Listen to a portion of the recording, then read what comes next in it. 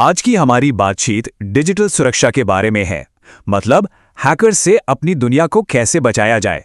और ये बातचीत एक सीधे सवाल से शुरू होती है। ये सवाल सुनकर थोड़ा डर लगता है ना? ये सोचना कि हमारे प्राइवेट अकाउंट्स, हमारी तस्वीरें, हमारे मैसेज किसी और के हाथ में हो सकते हैं। लेकिन सच कहूं तो ये एक हकीकत है और इस बात की बहुत ज़्यादा संभावना है कि इस वक्त जो लोग मुझे सुन रहे हैं उनमें से कई लोगों के लॉगिन डिटेल्स पहले ही लीक हो चुके हैं। ये नंबर देखिए, 16 अरब। ये कोई छोटा मोटा आंकड़ा नहीं है। इसका मतलब है कि दुनिया में हर इंसान के लिए 2 से ज़्यादा पासवर्ड इंटरनेट पर खुले पड़े हैं हैकर्स के इस्तेमाल के लिए। और ये तो सिर्फ वो है जो पता चला है। हर दिन नए डेटा लीक होते हैं और हो सकता है कि अगला अकाउंट आपका हो। तो चलिए मान लेते हैं कि पासवर्ड लीक हो गया, तो फिर सबसे बुरा क्या हो सकता है? चलिए एक नजर डालते हैं कि असल में दांव पर क्या लगा है।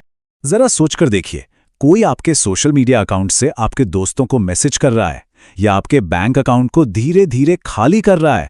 आपकी सारी पर्सनल तस्वीरें, आपके मैसेज, आपके फाइनेंशियल रिकॉर्ड्स सब किसी और के हाथ में। ये एक बुरे सपने जैसा लगता है, लेकिन लीक हुए पासवर्ड से ये हकीकत बन सकता है। तो सवाल ये है कि हम खुद को बचाएं कैसे? देखिए, बचने का पहला कदम है ये समझना कि दुश्मन काम कैसे करता है। अगर हम हैकर्स के तरीके जान लें तो हम उनसे एक कदम आगे रह सकते हैं। सबसे आम हमला कोई बहुत हाईटेक नहीं होता। ये असल में दिमाग का खेल है, जिसे कहते हैं फिशिंग। आपने शायद ऐसे ईमेल या मैसेज देखे भी होंगे। वो आपके बैंक, सोशल मीडिया प्लेटफॉर्म या कभी-कभी तो इनकम टैक्स डिपार्टमेंट बनकर आते हैं। और उनमें हमेशा एक चीज कॉमन होती है, वो आपसे एक लिंक पर क्लिक करने या कुछ डाउनलोड करने के लिए कहते हैं। ये एक क्लासिक जाल है।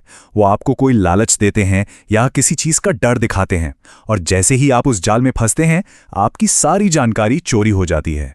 यहां देखिए, असली और नकली यूआरएल में फर्क बहुत मामूली सा हो सकता है। एक छोटा सा डैश या एक एक्स्ट्रा शब्द। तो खुद को कैसे बचाएं?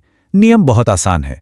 किसी भी ईमेल या एसएमएस में आए लिंक पर कभी भी क्लिक ना करें। हमेशा वेबसाइट का पता खुद अपने ब्राउजर में टाइप करें। यही वो वजह है कि हर वेबसाइट के लिए एक ही पासवर्ड रखना बहुत खतरनाक है। सोचिए, किसी छोटी मोटी वेबसाइट का डेटा लीक होता है जहां आपने वही पासवर्ड यूज किया था जो आपके बैंक अकाउंट का है।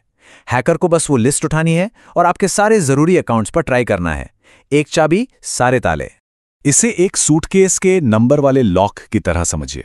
एक इंसान को शायद सारे कॉम्बिनेशन ट्राई करने में घंटों या दिन लग जाएं, लेकिन एक कंप्यूटर, एक खास सॉफ्टवेयर ये काम पलक झपकते ही कर सकता है। यही वजह है कि पासवर्ड 123 जैसे पासवर्ड कुछ ही सेकंड में टूट जाते हैं और इसीलिए एक मजबूत पासवर्ड का होना बेहद जरूरी है। अच्छा, तो हमने टेक्नोलॉजी वाले हमलों की बात तो कर ली, लेकिन हैकर्स सिर्फ टेक्नोलॉजी का इस्तेमाल नहीं करते। वो इंसानी साइकोलॉजी का, हमारी भावनाओं का भी फायदा उठाते हैं। वो हमें बातों में फंसाकर वो जानकारी निकलवा लेते हैं जिसे टेक्नोलॉजी से तोड़ना मुश्किल है। हम सब ने ये सुना है, अपना ओटीपी किसी से शेयर ना करें। लेकिन ये बात अधूरी है, क्योंकि अपराधी आपसे सीधे सीधे ओटीपी नहीं मांगते। वो आपको ट्रिक करते हैं ताकि आप खुद ही उन्हें अपना ओटीपी दे दें। तो सवाल ये है कि आप खुद को कैसे बचा सकते हैं? आपको उनकी चालों को पहचानना होगा। ये बहुत ही चालाकी से बुना गया जाल है। आपको लगता है कि आप किसी सहकर्मी की कॉल को मर्ज कर रहे हैं, लेकिन असल में आप अपना सिक्योरिटी कोड, अपना ओटीपी सीधे सीधे हैकर को सुना रहे होते हैं। तो याद रखिए, किसी अनजान या जिस पर भरोसा नहीं है उसकी कॉल कभी मर्ज ना करें। धोखेबाज आपको कोई बढ़िया स्कीम, केवाईसी अपडेट या कोई सर्विस एक्टिवेट करने का झांसा देकर ये कोड डायल करवा सकते हैं और जैसे ही आप ये करते हैं, आपके फोन पर आने वाली सारी कॉल्स और ओटीपी सीधे उनके पास जाने लगते हैं। याद रखें, किसी भी अनजान व्यक्ति के कहने पर अपने फोन से कोई भी अनजान कोड डायल ना करें। तो अब तक हमने खतरों की बात की, अब बात करते हैं कि खुद को बचाया कैसे जाए। अब हम एक्शन की बात करेंगे। एक नज़र इस लिस्ट पर डालिए। अगर आपका पासवर्ड इस लिस्ट में है या इससे मिलता जुलता है, तो आप समझिए कि आप हैकर को अपना अकाउंट तोहफे में दे रहे हैं। ये पासवर्ड इतने आम हैं कि कोई भी ब्रूट फोर्स सॉफ्टवेयर इन्हें 1 मिनट से भी कम में क्रैक कर सकता है। तो इसका हल क्या है? एक मजबूत पासवर्ड। फर्क आपके सामने है। एक नॉर्मल पासवर्ड जैसे नाम और जन्म का साल, उसे तोड़ने में शायद कुछ मिनट लगे, लेकिन एक लंबा मजबूत पास फ्रेज, उसे तोड़ने में सदियां लग सकती हैं।